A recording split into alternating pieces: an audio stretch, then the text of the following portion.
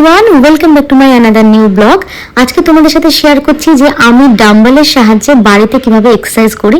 তো ডাম্বেলটা দিয়ে আমি এক্সারসাইজ করছি লাস্ট 5 days ধরে।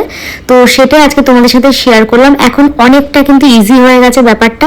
তো এর সাথে কিন্তু আমি খাওয়া দাওয়াটার উপর পুরো খেয়াল দিচ্ছি, কারণ প্রোটিনের মাত্রা বেশি রাখতে হবে, লো কার্ব ডায়েট করতে হবে। কার্বকে কিন্তু বাদ দিলে চলবে না, সেটা একদম শেষে তোমাদের সঙ্গে শেয়ার করব। এখন তোমরা দেখছো হচ্ছে যেটা ডাম্বেলের সাহায্যে আমি কিভাবে বাড়িতে এক্সারসাইজ করি। তো কিছু কিছু ইজি স্টেপ আছে, ওগুলো আজকে এই ভিডিওটার মধ্যে রইলো। আর এছাড়াও তোমরা কিন্তু অনেকের ভিডিও যেগুলো ফেসবুকে ইউটিউবে থাকে সেগুলো থেকেও ফলো করতে পারো, কিন্তু তোমাকে ফার্স্টে জানতে হবে যে তোমার বডির জন্য কোন কোন এক্সারসাইজগুলো খুবই প্রয়োজন। তো সেই এক্সারসাইজগুলোই কিন্তু তোমরা চুজ করবে, এটা কিন্তু প্রথমে মাথায় রাখবে। নেক্সট যেটা হচ্ছে সেটা হচ্ছে ডায়েট চার্ট। তোমাকে কিন্তু 3 বেলার খাবারটার একটা সুন্দর প্লেটিং করতে হবে, যার মধ্যে তোমার ফাইবার থাকবে, মিনারেলস থাকবে, কার্ব থাকবে অল্প, আর প্রোটিন থাকবে বেশি মাত্রায়।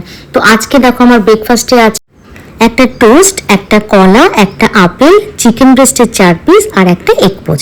চলো টাটা, সবাই ভালো থেকো।